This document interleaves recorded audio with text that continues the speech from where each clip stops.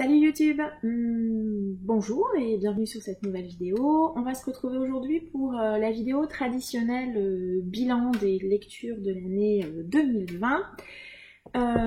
J'avais envisagé de faire mes meilleures lectures, on va dire, voilà, et puis ça me convenait pas forcément, et entre-temps Séverine a eu l'excellente idée de nous proposer un tag, donc le tag 12 questions pour un bilan de l'année livresque, et donc j'ai décidé de le reprendre parce que j'ai trouvé que ça permettait de balayer quand même plein de thématiques. Je trouvais qu'il était très bien fait, donc et bien voilà, je me l'approprie pour faire le bilan de cette année.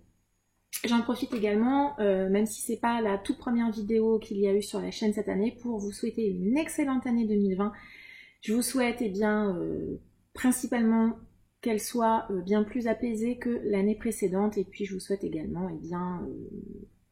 plein de belles lectures, voilà, puisqu'on est sur une chaîne livresque, et puis voilà, que tous vos projets se réalisent, en tout cas que cette année se passe, en tout cas je pense que c'est ce qu'on souhaite tous, bien mieux que celle qui vient de s'achever, qu'on puisse laisser tout ça loin derrière nous. Voilà, donc si je regarde en bas, soyez pas étonnés, il y a mon téléphone avec les questions, j'ai une anti-sèche, j'ai mon carnet de lecture, donc voilà, soyez pas étonnés si je regarde en bas à de nombreuses reprises. Donc la première question c'était: combien de livres as-tu lu cette année? Alors, j'ai eu la très mauvaise idée de ne pas faire le total. Donc, comme je suis nulle en calcul mental, je ne vais pas me lancer trop. J'ai lu 171 romans pour un total de 80 986 pages. Voilà. Merci Livre Addict. Et j'ai lu 83 graphiques. On est à plus de 200...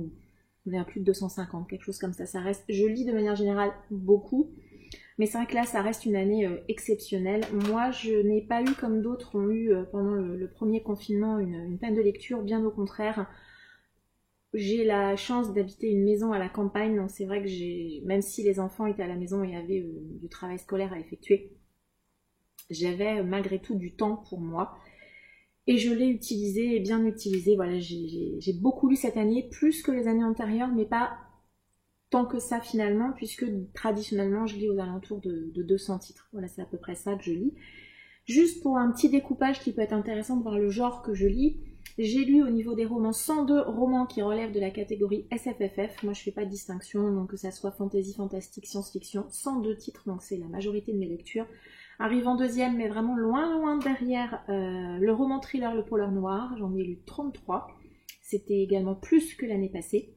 J'ai lu 21 titres contemporains, donc là, contemporains ou historiques, j'en ai lu 9 de moins que l'année passée, mais là c'était également un choix personnel. Voilà, le contemporain, c'est le genre qui peut-être m'attire le moins, donc je suis pas surprise de le voir en baisse. Et j'ai lu également 15 romances, donc 2 de plus que l'année passée, et ça je suis assez contente, c'est un genre que j'aime bien, voilà, plutôt romance contemporaine, mais voilà, c'est un genre que j'aime bien, donc je suis ravie de voir, d'en avoir lu un petit peu plus que d'habitude. Au niveau des graphiques, je m'étais fixé l'année dernière un non-objectif de 150 romans, que j'ai donc explosé on va dire, et 50 graphiques, là celui-là je l'ai explosé également, parce que j'en ai lu 83, comme je vous disais tout à l'heure. Et ça se découpe en 42 mangas, 36 bandes dessinées et 5 comics. De manière générale, j'en ai lu forcément bien plus que l'année dernière. Et j'en suis absolument ravie. Je suis ravie d'avoir lu autant de graphiques cette année. C'est vraiment quelque chose qui me plaît le plus.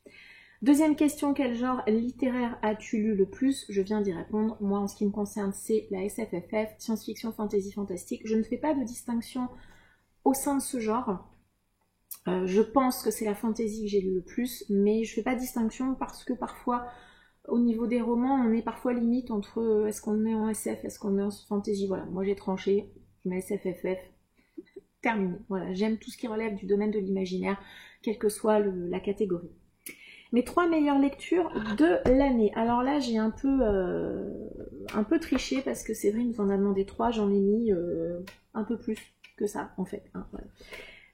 Une excellente lecture, ça a été un très joli coup de cœur, c'est Des milliards de tapis de cheveux de Andreas S. Barr, que moi j'ai dans une ancienne édition de chez J'ai lu, c'est là pour le coup de la science-fiction.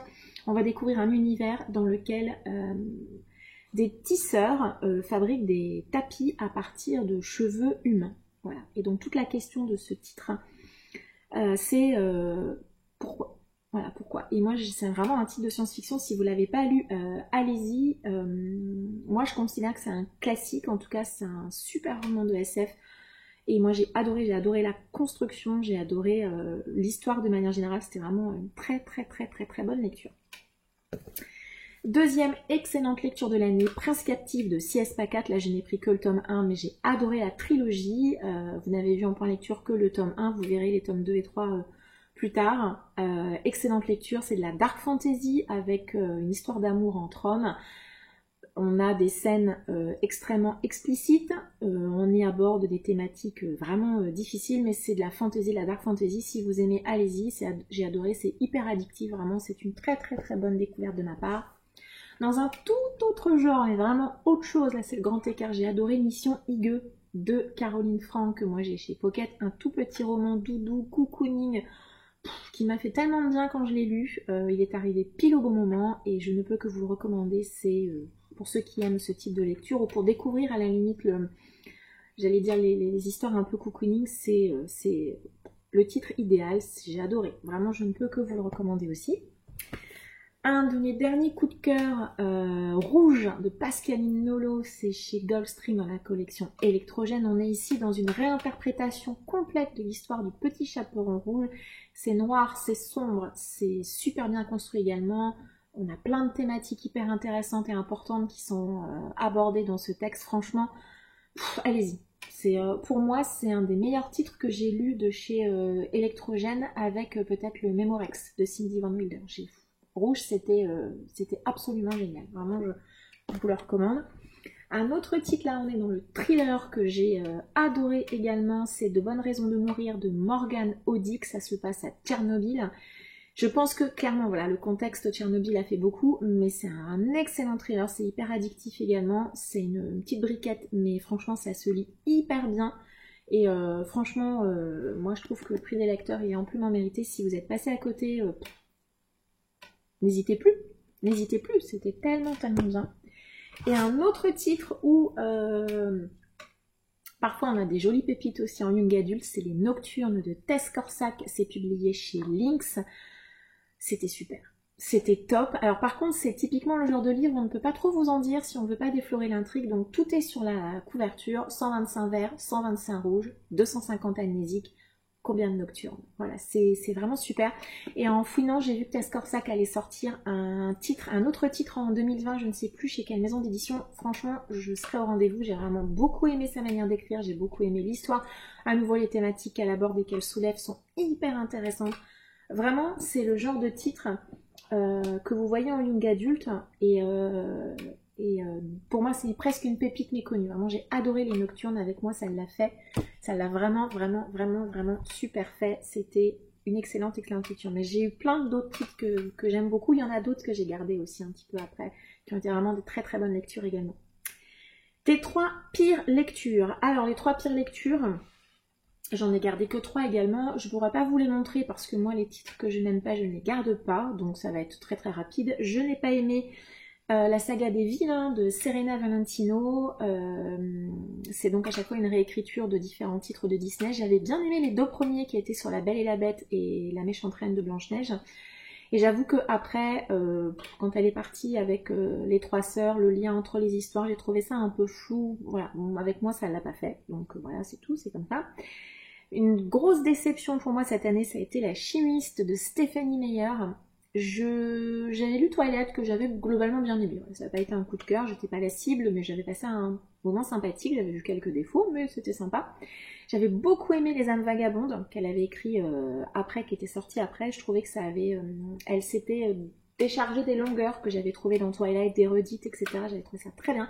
Donc j'avoue que La Chimiste, j'avais mis la barre peut-être un peu haut et patatras, ça l'a pas fait du tout. J'ai pas aimé du tout le personnage principal. J'ai pas aimé les rebondissements qu'elle a fait vivre à son héroïne et je n'ai pas aimé non plus la manière dont c'était écrit. Donc je l'ai même abandonné. Je suis même pas allée au bout, je l'ai laissé tomber en plein milieu. Et une autre grosse déception pour moi, ça a été Les Messagers des Vents de Clélie Avitt.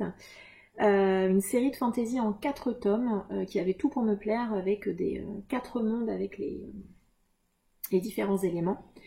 Là je pense que clairement je n'ai pas aimé principalement l'écriture de l'autrice. Je pense que c'est vraiment là où le bas a le plus blessé pour moi. Je suis allée au bout quand même parce qu'il y avait voilà, j'avais envie quand même de savoir, même si le 4e tome, j'avoue que je l'ai lu un peu en diagonale. Donc voilà, une déception dont je suis la première attristée. Voilà. La bonne surprise, alors là j'ai à nouveau triché, parce que pour la bonne surprise, eh bien je n'ai pas pu en mettre qu'un. J'en ai mis 2, voilà, des titres qui ont vraiment été très très bonnes surprises. J'ai sorti Sœur sorcière de Jessica Spotswood, c'est publié chez Nathan. Une série où je pensais basiquement, voilà, que j'allais rencontrer des demoiselles avec des jeunes hommes. Je m'attendais à un young adulte, il est un peu ancien en plus ce titre, donc je me disais bon, voilà, ça va pas forcément. Je le lis parce que c'est des sorcières, ça va être de la fantaisie, tout ça, ça va le faire. Et j'ai adoré. J'ai adoré ce tome 1 et j'ai adoré la trilogie et j'ai trouvé bien plus que ce à quoi je m'attendais. Pour moi, c'est une série qui est un petit peu sous-estimée. On a un petit côté comme ça, Servante écarlate, avec ces jeunes demoiselles qui sont regroupées dans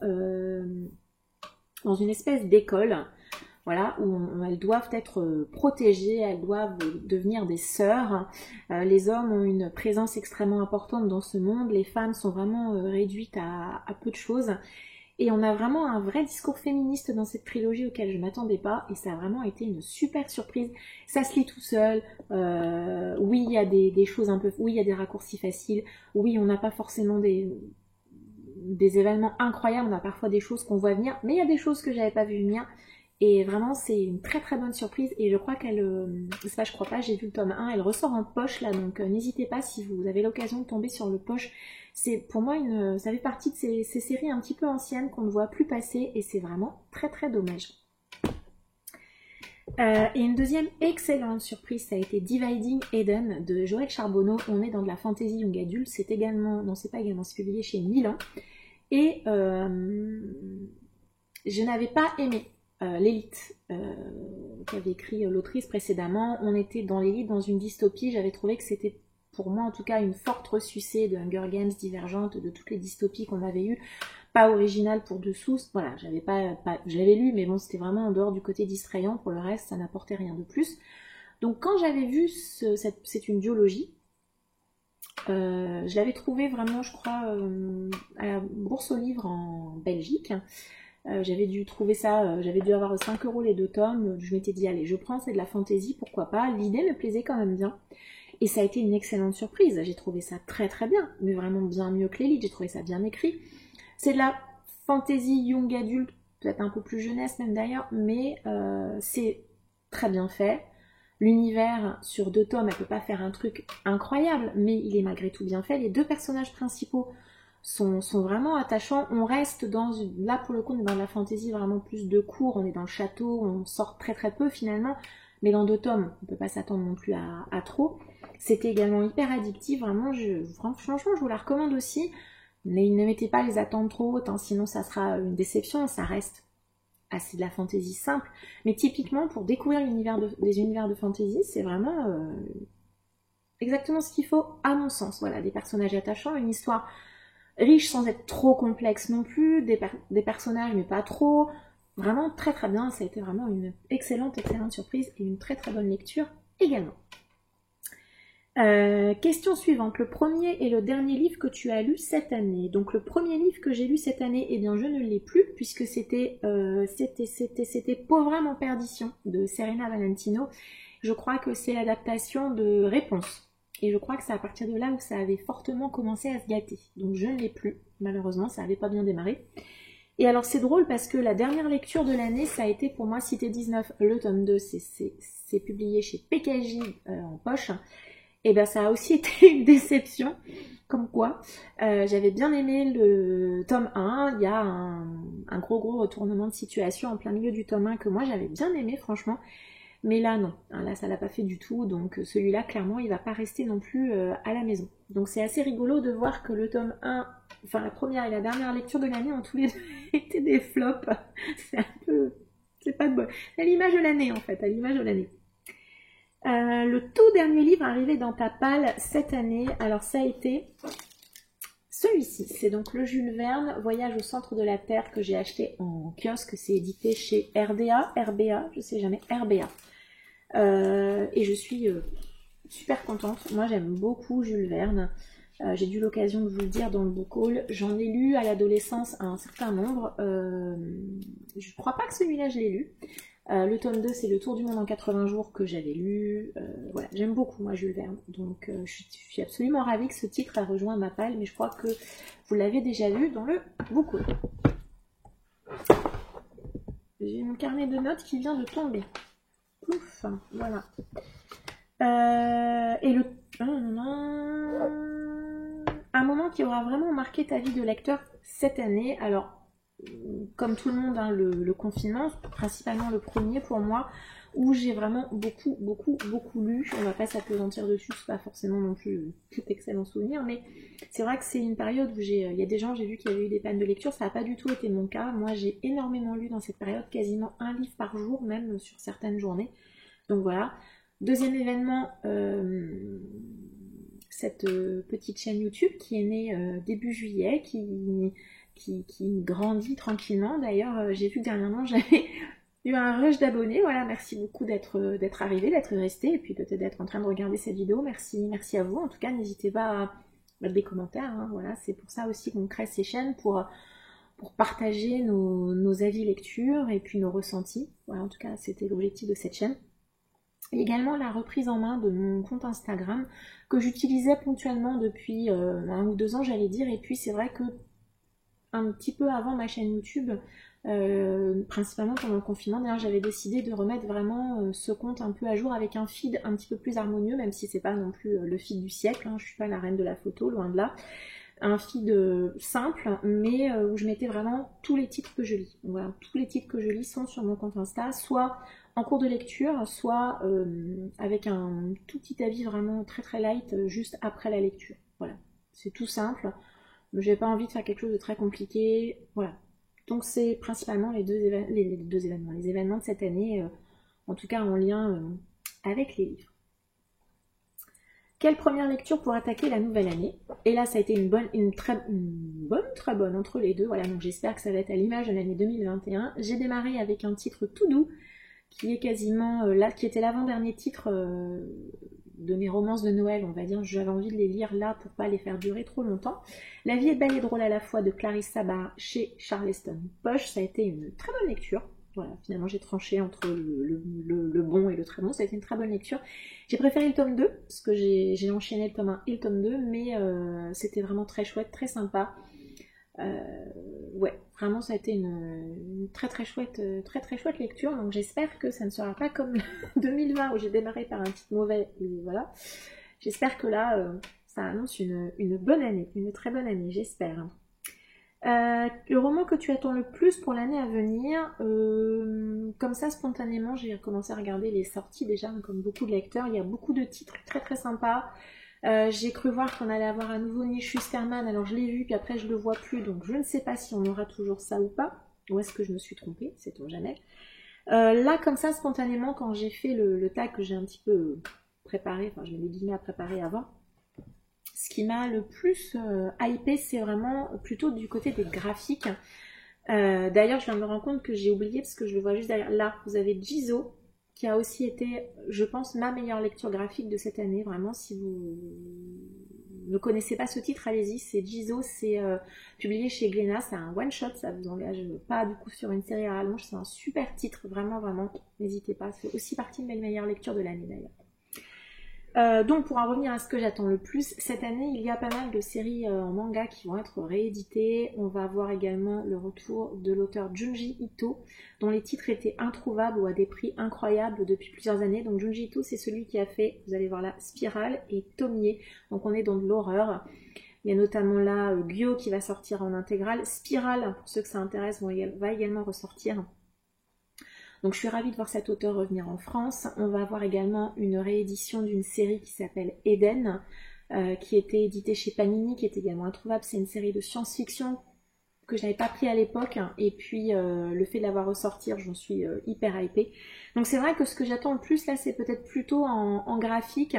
qu'en roman. En roman, je vais poursuivre mes achats fantasy et autres. Donc voilà, j'ai pas de titre comme ça spontanément que j'ai vu et qui me donne une envie incroyable en dehors de ces rééditions de manga et notamment du retour de Junji Ito en France. Donc vous allez voir du manga d'horreur sur ma chaîne en 2021, ça c'est certain.